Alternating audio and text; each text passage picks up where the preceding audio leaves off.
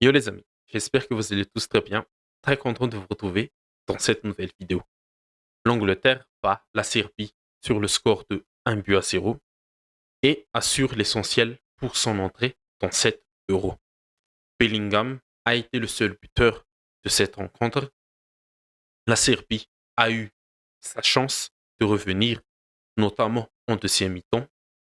Et pour les Anglais, même si la victoire est acquise, les 3 points ont été obtenus, il y a encore du boulot à faire. Il y a des choses à dire, que ce soit négativement et positivement.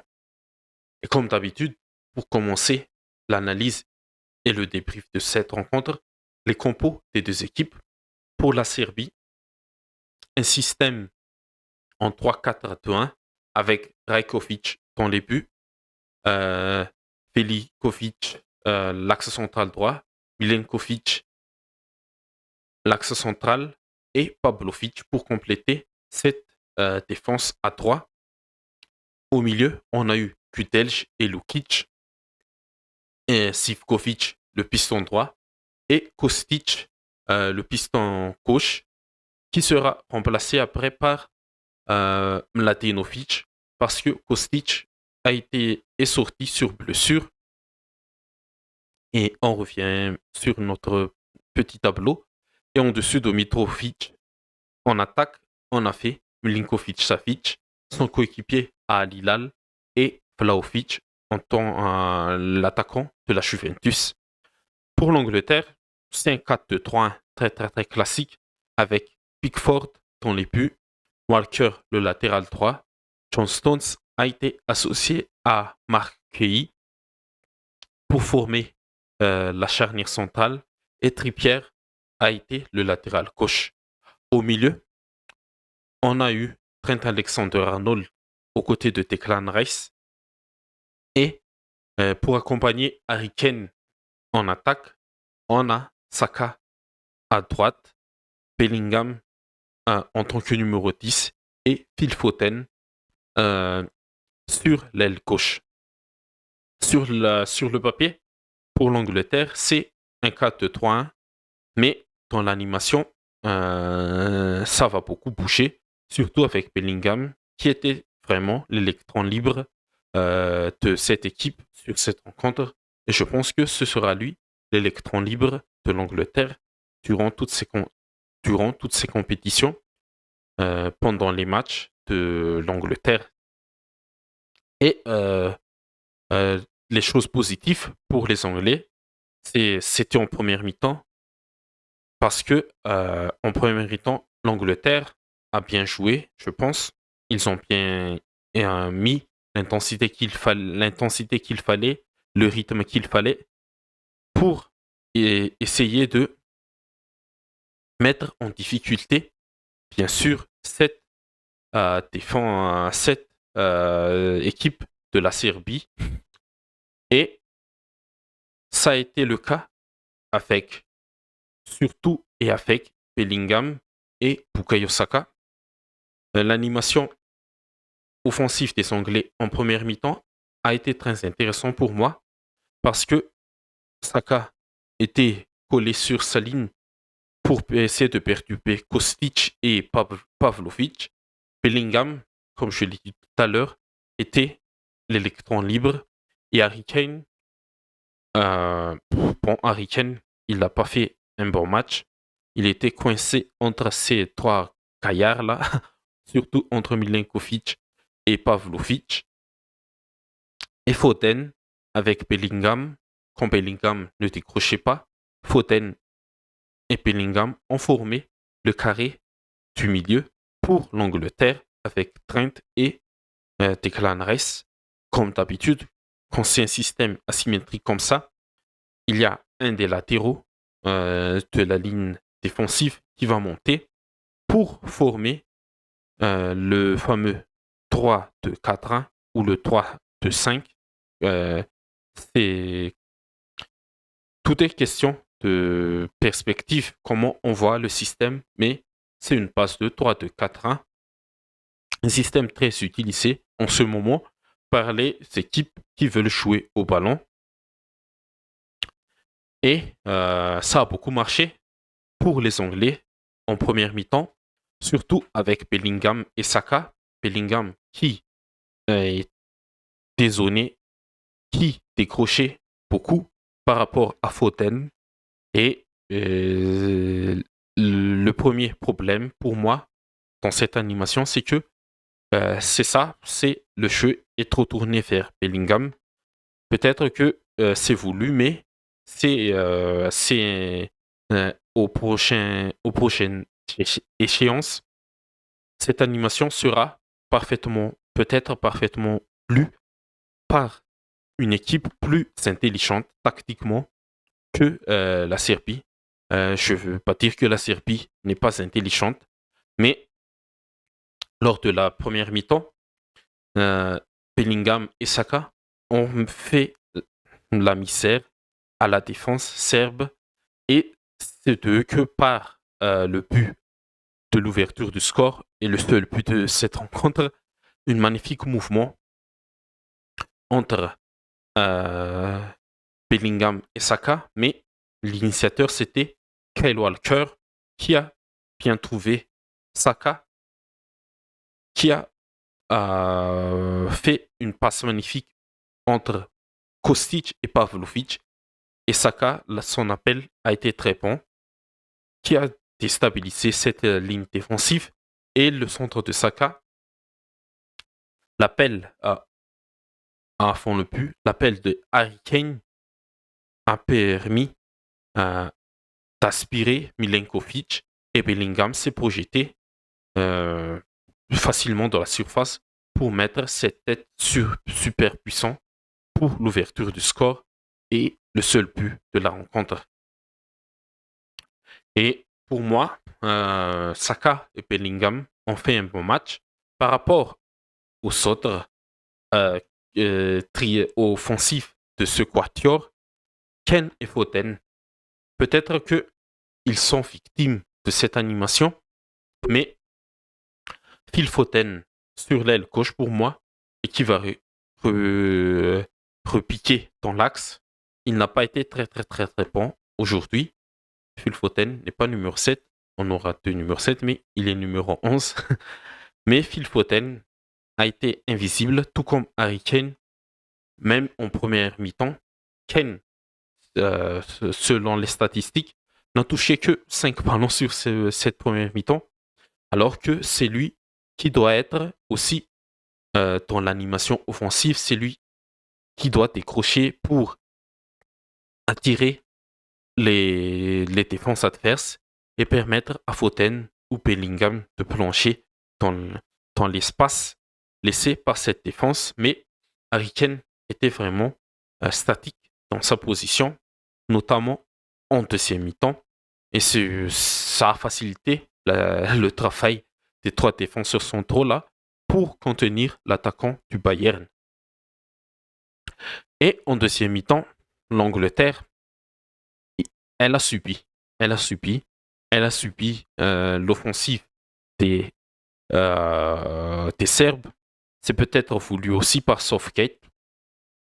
Bon, c'est mon fait pour moi parce que l'Angleterre, l'Angleterre a l'une des meilleures effectifs pour moi, alors que en deuxième mi-temps, surtout en deuxième mi-temps, on a vu l'Angleterre défendre en 4-4-2 comme ça, avec Bellingham et Kane qui étaient côte à côte et Bukayo Saka qui Bukayo Saka et Phil Foden se glissaient dans la ligne du milieu avec Trent et Declan Rice. Heureusement que les Serbes n'ont pas été vraiment dangereux dans cette deuxième mi-temps, mais j'ai quand même trouvé que Mladenovic, qui a remplacé Kostic, a été très intéressant par rapport à Kostic même. Mladenovic, sur son côté gauche là, a créé quelques décalages, a fait quelques courses, a fait quelques centres pour essayer d'attaquer cette défense cette défense anglaise. Mais, euh, mais généralement, l'Angleterre a eu de la chance pour moi. C'est très dommage de dire cela par rapport à la qualité de son effectif, quand bien même il y a Bellingham, il y a Kane, il y a Foden, il y a Rice, il y a Trent, il y a Saka. Mais c'est très très très moyen ce qu'ils ont proposé ce soir, surtout en deuxième mi-temps. Et même les entrées de Gallagher, de Bowen n'ont pas beaucoup changé parce que c'est peut-être le dispositif voulu par Southgate en deuxième mi-temps, c'est de défendre ce score. Et pour moi aussi, comme je l'ai dit tout à l'heure, on va revenir un peu à notre petit tableau. La position de Foden pour moi, sur ce côté gauche, est très très désavantageux pour l'Angleterre. Moi, je vois Foden être ton seul milieu et sacrifier l'un de ces milieux, pour moi, ce sera l'une des solutions pour que l'Angleterre ait une animation encore plus meilleure que ce qu'on a vu ce soir et mettre un vrai euh, ailier, pourquoi pas un Anthony Gordon dans ce 11 de départ. Peut-être que ça va booster un peu plus l'attaque des Anglais. Gordon, je ne sais pas, il est numéro combien, mais je vais le mettre numéro 23. Mais pour moi, lors de prochaine échéance, si j'étais Southgate, j'enlèverais Pierre du 11 et je mettrais Mark Kewi en tant que latéral et John Stones sera accompagné de Walker dans la charnière et Trent en tant que latéral droit et en phase de possession bien sûr. Et au milieu, on aura... Oula, désolé. Au milieu, on aura Bellingham, Foden et Rice. Et là, ça va. Je pense que ça va exploser. Les projections de Bellingham et de Foden dans le demi-espace parce que Bukayo Saka, quand Bukayo Saka et Gordon, ils font coller la ligne et Bellingham et Foden vont s'initier dans le demi-espace et Declan Rice et Trent, ils font former le carré avec Foden Bellingham comme ce soir, mais ce sera encore un peu plus offensif et il y aura plus d'animation et Kyle Walker, avec sa vitesse, peut protéger les montées de Declan Rice et de Trent Alexander-Arnold et la puissance de Mark Kehi, l'intelligence de Stones sur son positionnement peut protéger cette grande espace laissé dans la défense.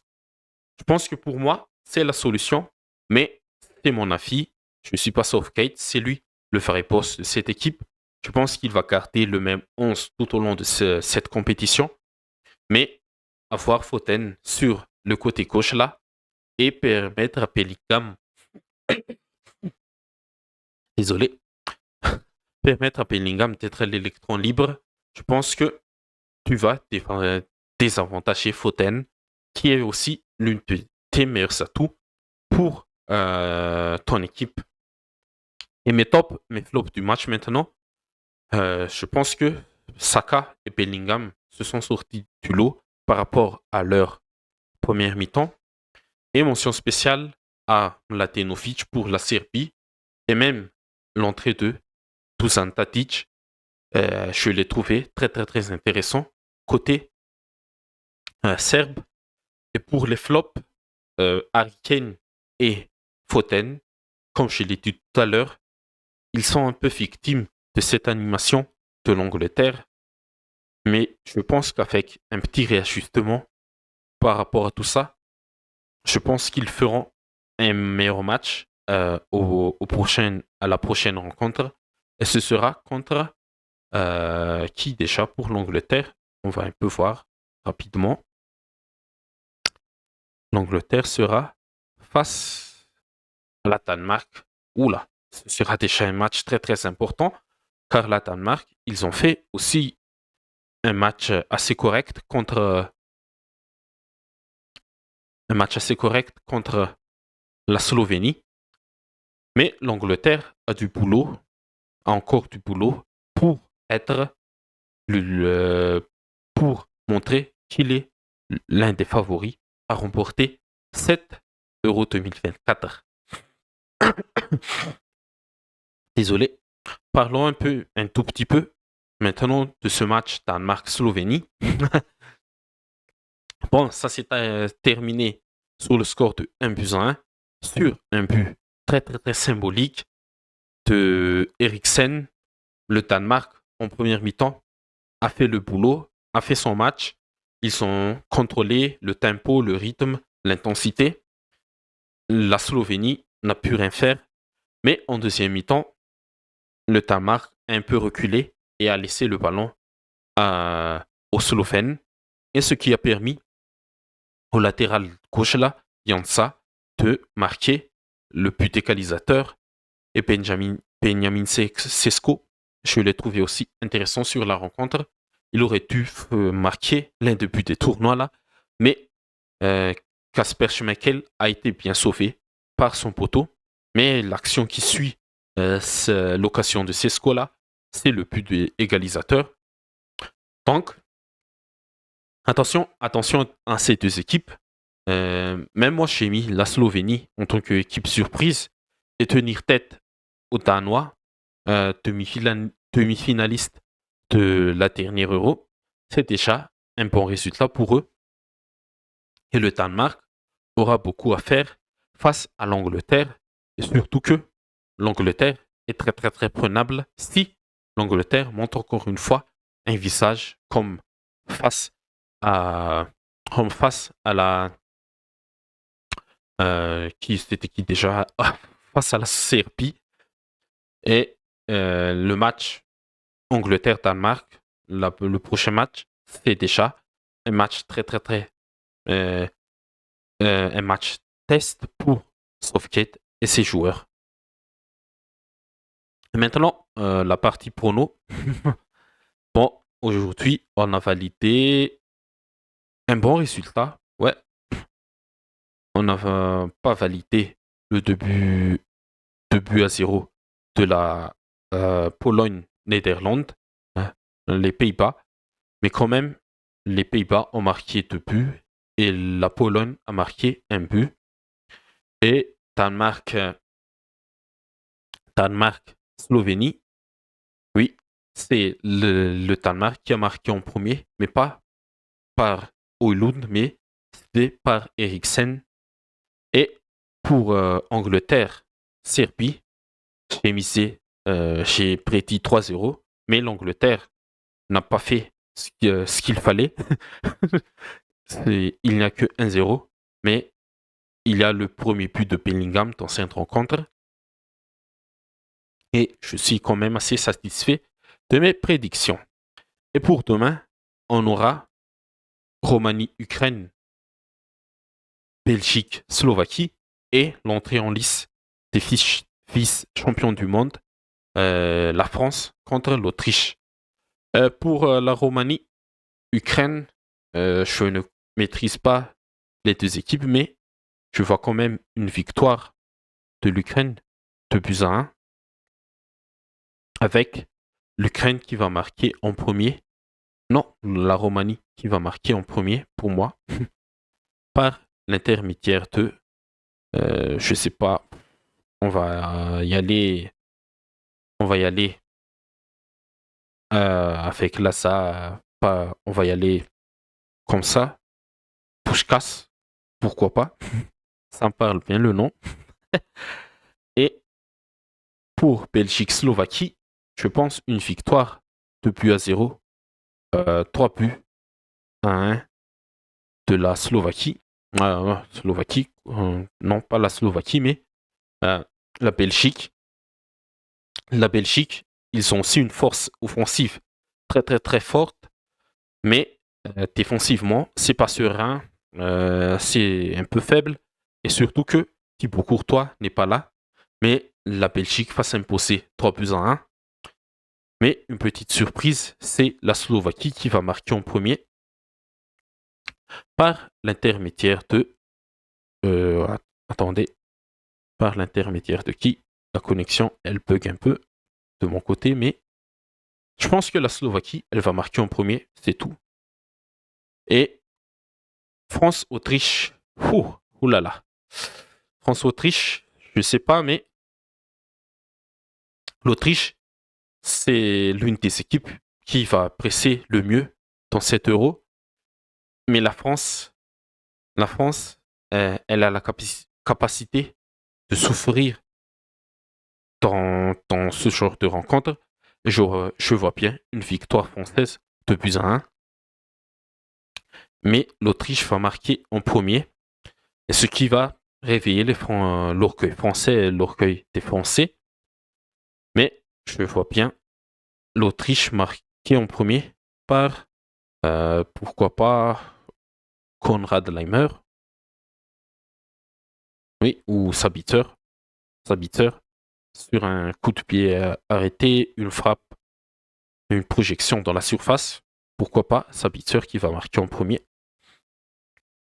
Et pour la Slovaquie qui va marquer en premier, je ne maîtrise pas aussi cette équipe, mais qui me parle là, un défenseur, pourquoi pas, un coup de pied arrêté, Skriniar, il est là. Skriniar, il est là. Je pense qu'il va marquer en premier sur un corner, un coup franc qui va être centré.